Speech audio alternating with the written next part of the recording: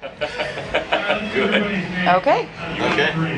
Might want to Okay. start editing. Okay. Sorry. I'm sorry, Axel. I'll be normal. Okay, here we are backstage. They just got off their first set with Pleasure Dome. Yeah. And we'll just take a quick time to interview the guys real quick. First, for the people out there, I would like you to just introduce yourself and tell them what you play, what you do. Mark, go ahead. Start. We'll right around. Mark Dubois, I play bass and sing vocals. Mike Trombley, I play guitar in the band and sing. Mo Dubois, I play keyboards and rhythm guitar and sing. Matt Trombley, Mike's brother, drums and vocals also. Brothers. Yes. So that was a cool thing that I ended up finding out about you guys. That basically it was two sets of brothers. Yeah. So started back in 1981. Yeah. Did 81. your first gig. So tell me how you all guys got together. These guys started the band. Tell them. We had different drummer, different lead guitar player back then. Mike was the drummer. And Rick Cornell. Damn kids. Okay. Rick Cornell was our lead guitar player for the first one. We don't care about him. 3 years, yep. But He's out here tonight, that's why I said. he had to leave the band. We advertised for the paper for a new lead guitar player. Mike came along. I was living out in Heinsberg back then, like pretty much neighbors. I've known him for what, 32 years now? 33 I years? call it too many. Yeah, way too many. Yep. Over half our lives. we've Yeah. known each other, so. Yeah, I think I joined what, in 83? Beginning of Beginning of 83, Matt in 85-ish. After that, 85. So we've been together a long time, two sets of brothers. Yeah. So how's that work in the dynamics? Is that did you guys come from musical families? They He did. did. We did not. They had, his dad was a fiddler, Yep. and we grew up with, mom and dad playing a million records. So music, they didn't play anything, but they were very musical. So they had a lot of passion. A lot of passion for it, tons of music in the house, but they didn't play anything. And I honestly don't know where we got into it. We just got into it. So He picked up a guitar one day. The rest Played is Smoke on the Water. Good. needed a drummer. There you go. You just started learning guitar by yourself? Listen to it, whatever your thing. So yeah. So I know you guys have been around for a long time or whatever, but how do you guys, you're a very tight band. So other than the practice or whatever, is there any kind of dynamics with that helps you get to I think really, Axel, that being two sets of brothers, and I tell this to people all the time, that harmony-wise, harmony is crucial. Harmony is big. Harmony to me, and I know the other guys, is a fifth instrument in this band.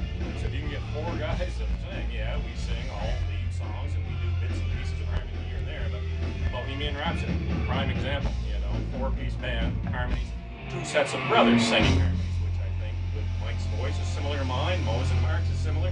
We sound Yeah, I think really it's good. the family thing really I don't know helps about there. really good, but we sound tight. Well, like I said think the earlier. family dynamic helps. Yeah. Yeah. And that's, I gotta say, one of the things that Quadra is very famous for.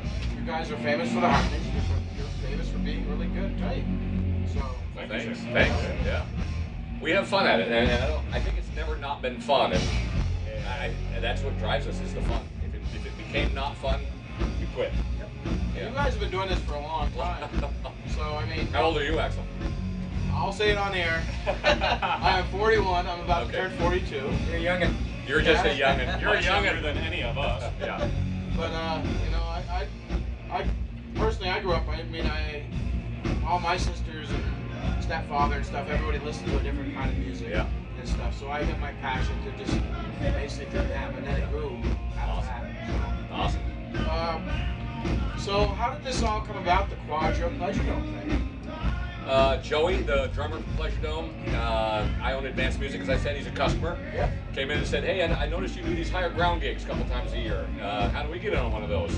I said, by talking to me right now, you're in. So let's plan something, let's get it going. And so we started, maybe 9 months ago, at least chatting about it. Then it pursued. I talked to the folks here at Higher Ground. They loved the idea, and here we are tonight. So. I gotta say, it's a fantastic combination too. Yeah. Well, they're like they got 10 to 15 years younger. Yes. Which is really cool. It's a good dynamic, I think.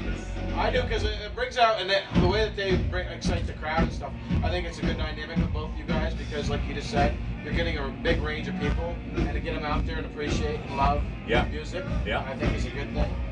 They've been very good with what they do. Oh man, Yeah. And excited within a short period of time. Well, they do, and they're great social media guys. They promote themselves well. And what's cool about them is they're like, not all of it, but they're like an 80s band, you know, an 80s hair band. It's not a bad thing. No. It is what it is, and we're sort of a little before and a little after, and so it's a good blend of all that. It's just a wide range of music tonight, which is cool.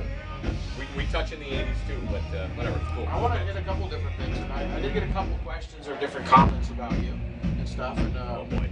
so I'm just gonna, one of the good things, because you just played a song or whatever, we actually had a guy, Brian Coleman, said that I've never seen a band that could throw down Boston's foreplay a long time, like Mike and the Boys. I moved to Maryland years ago, and I miss them terribly, and sure would love to see them again. Oh, you got this via like a Facebook thing or something? Oh, that's cool. So, That's awesome. just right off the bat, Hi, Brian.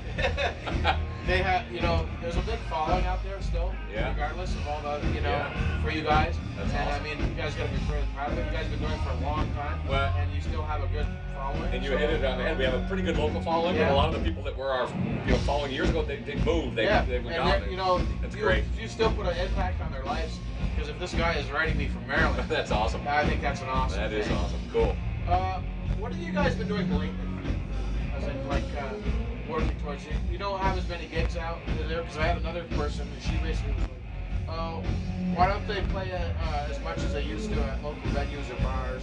Because I guess there's still a good following out there of people that still want to see you on a regular basis. Well, we don't consider ourselves as much of a bar band anymore. I mean, it's nice to play venues like this. We play breakwaters. We do a ferry cruise. We're done early. Yep. We're old. That's it. No, we're not old. Bedtime's 9 o'clock on a work night. We're not old. Family dynamics. Yeah, have family changed. dynamics, kids, life takes over. I mean, we when I first joined these guys, probably playing 40, 45 weekends a year. We were, and some back in the days, you know, it was 18-year-old drinking.